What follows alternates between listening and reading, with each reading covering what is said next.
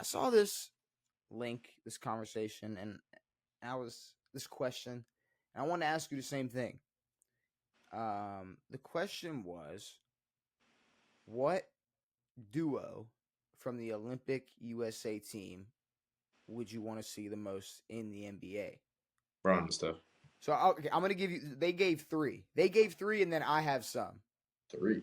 They gave three, and I have some. Well, obviously there's a trio that's already a thing. So there's the number one on here was what you just said, which is LeBron and Steph, which that's obvious. We all know that yeah, everybody would want to see that. We all know what it would be and how. But at the same time, nobody wants to see that.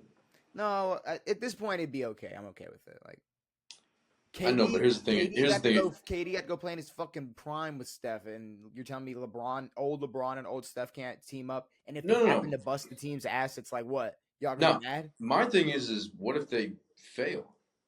Oh well, they're old. But they're not that old. They're still prime. But they're old, but they're still. What if they fail? Like, I mean, I just don't want to see the hype for it. That's what I'm saying, though. What's failing for Steph and LeBron? Not winning the finals.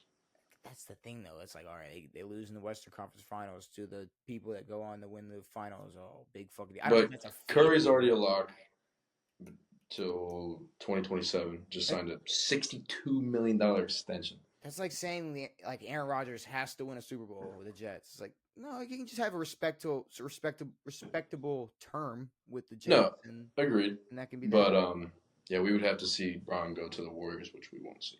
No, absolutely not.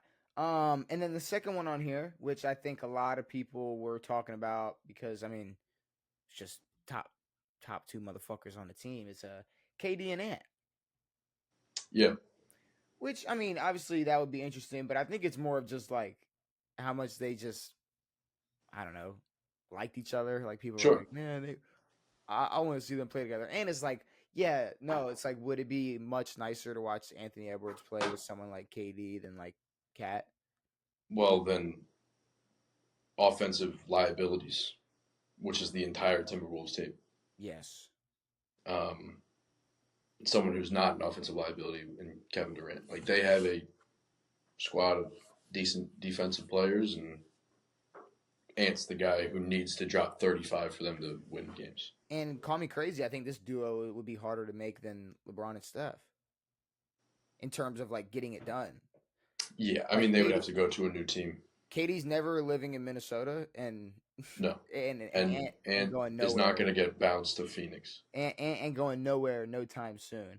Now this next one, the final one for this website, they put Jokic and Bogdan Bogdanovic. Get the fuck out of here. So no, when this question was Jokic asked, is no. When this question was asked, Devin, wasn't thinking about any. I wasn't thinking about the Serbian roster. I wasn't thinking about any Serbians. I wasn't thinking about any French. No, I wasn't. Now Jokic and someone from the USA team, Wemby and someone from the USA team, sure. But that's not what they said. They said Bogdan Bogdanovic. How old is Bogdan? I don't know, but he has the same name, first and last, just with a Vich at the end. Yes, Bogdan. Bogdanovic.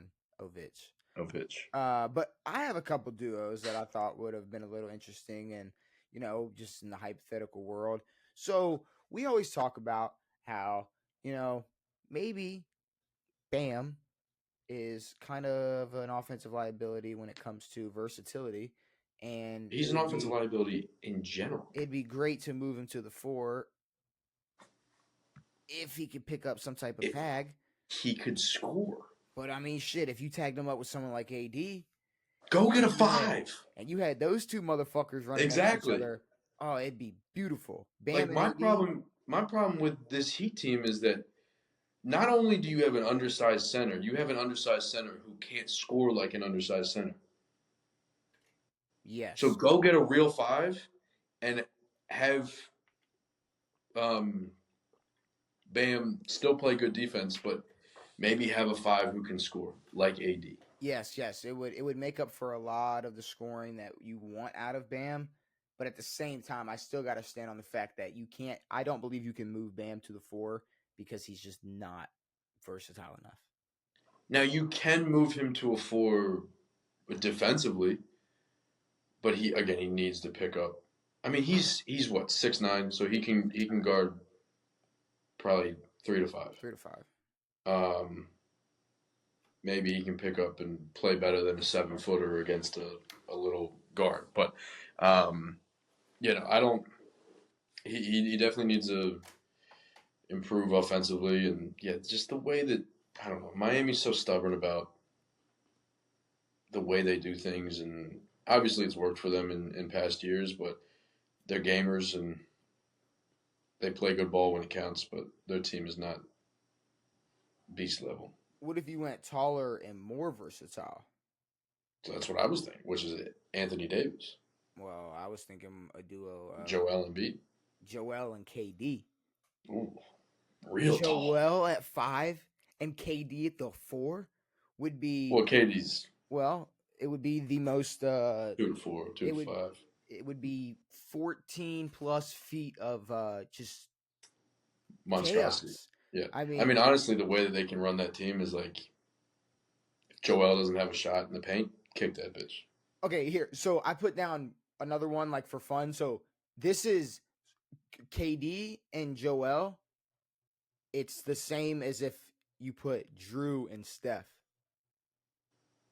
Like similar in a similar way where it's like you Sure. are getting like nothing past offensively you're not going to Yeah. stop Joel and KD. No. Defensively, you ain't getting shit past them. Shit past Joel, sure. I mean, if KD wanted to, he's not letting you. No, agreed. But I mean, Uh, same thing with Steph. Like you're gonna get a little less defensively out of Steph, and you're gonna get but a little Drew's less locked in. offensively out of Drew.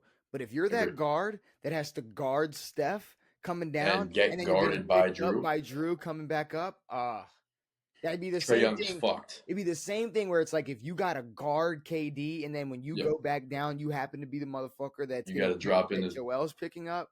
exactly. Oh, fuck. Yeah. Like No, those are yeah. some Trae duos. Young is fucked against a Steph Curry, Drew Holiday type of matchup. Like the hype beast, like LeBron and Curry, that's cool. But when you really think about When we're it, talking about like actual basketball, now, yeah, again, obviously LeBron and Curry would do well, but you want to talk about just punishing a man's spirit, sure. or just crushing a man's spirit. That's Yeah, something that's. if Joel and KD can share a ball well, it's scary. But you know what this does all say to me, at least, like all these, the duo conversation and who we want to see with who and what it could be and what we could have from it. I think this just tells us that KD and Steph might be the best duo we ever saw and ever That will was see. that was the best duo of all time. That was the only super team that truly worked, like the superest of super teams. Well, okay, yeah. Well, to the like when we look at a team that could have had a vetoed team and then one that's been successful, I mean you're not going to get a better stretch of basketball. I mean they 4-1 and 4-0 the Cavs after like 2 years straight. Um, it was inevitable. Like that team was going to win regardless. But because that matched up so well. Now we've looked at like players who are good and tried to put them on teams, and it just sometimes doesn't work the way it's supposed to. Were you saying they're winning regardless if they did not pick up KD? No, I'm saying Oh, when they picked up KD, it was okay.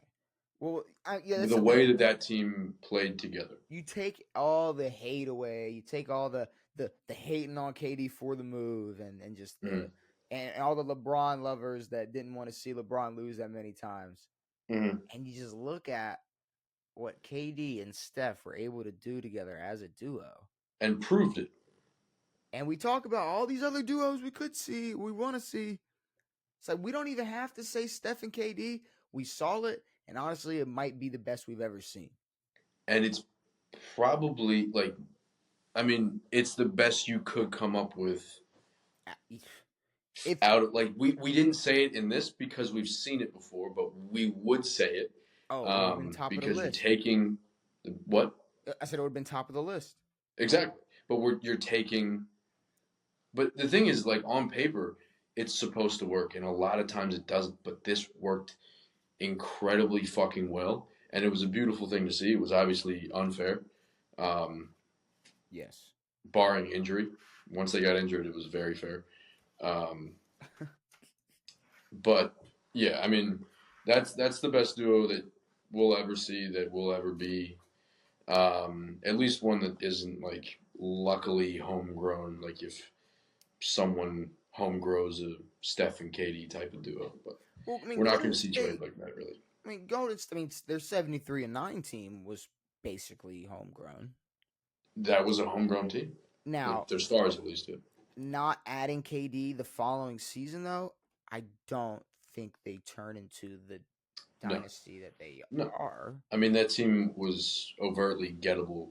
We would have asked a lot more out of Clay.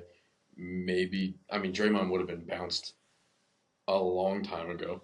Um, Draymond Yeah. should be on his knees for KD right now because Draymond doesn't have those other rings without KD, and he doesn't have a career that he's had without KD. Because yeah, again, Draymond would have been bounced long before because of the amount of offense that that team would have needed to stay where they were. Yeah, and it's just like, Draymond can technically say, look at everything I've done, and that's pretty much been the catalyst for why he's still on the roster. Agreed. I mean, but And it's off the backs of everybody else. Now Draymond very was a much part of so. these teams, and he has that forever. That he's got all these rings, and he was a part of this team. But by no means is he a reason that they've won a championship. No, And no. we can talk about intangibles all we want, but we don't live in an intangible world. Basketball is not an intangible game. We don't live in it. Wow, what a bar. Sorry, you were just that we don't live in an intangible world. I didn't like what it Numbers, like point you say numbers. that to Skip Bayless. What the fuck does he say to that? Skip runs away. You got him I mean, falling. Skip would be screaming at me, but for a Yeah. long time now. Yeah, especially after the Cowboys conversation, he would have. Oh, damn. God.